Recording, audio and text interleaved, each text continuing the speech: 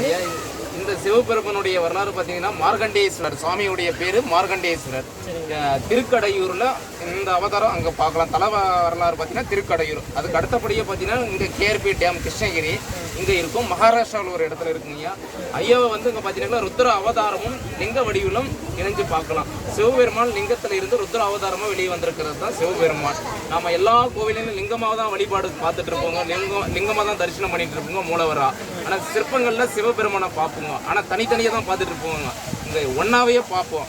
அதே மாதிரி பார்த்தீங்கன்னா மார்கண்டை இங்கே உட்காந்துட்டு இருக்காரு. இவர் பார்த்தீங்கன்னா சிவனுடைய பக்தன். இவருக்கு வந்து பார்த்தீங்கன்னா ஆயுள் 16 வயது தான் அவர் பிறந்திருக்காரு.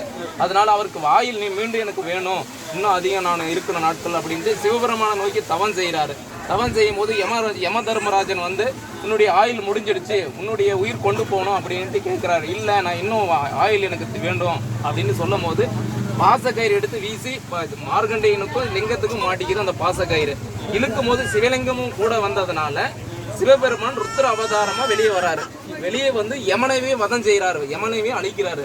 யமனைவே அழிச்சிட்டு மார்கண்டையனுக்கு உனக்கு என்னைக்கும் 16, அதாவது என்றென்றும் 16 மார்கண்டையன். மார்கண்டையனுக்கு வந்து என்றும் 16 வயதை கொடுக்குறாரு.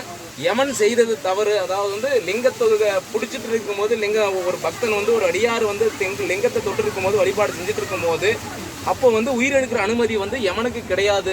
அது தவறுன்னு தெரிஞ்சதும் உணர்ந்ததும் யமனுக்கு மறு உத்தரவும் கொடுத்து அவருடைய வேலையை செய்ய சொல்றாரு. மார்கண்டையனுக்கும் 16 வயதும் கொடுத்து விட்டுறாரு.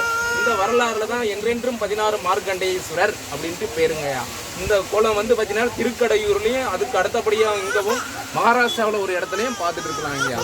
நமச்சிவாய தென்னாடு உடைய சிவனே போற்றி, எந்நாட்டவர்க்கு இறைவா போற்றி, ஏகம்பத்தூர் எந்தாய் போற்றி, பாகும் பெண்ணூறு ஆனாய் போற்றி, காவாய் கனகத்திரளே போற்றி, கைலை மலையானே போற்றி போற்றி. நமச்சிவாய வாழ்க.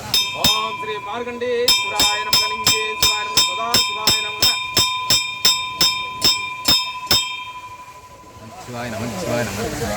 நன்றிங்க சார்.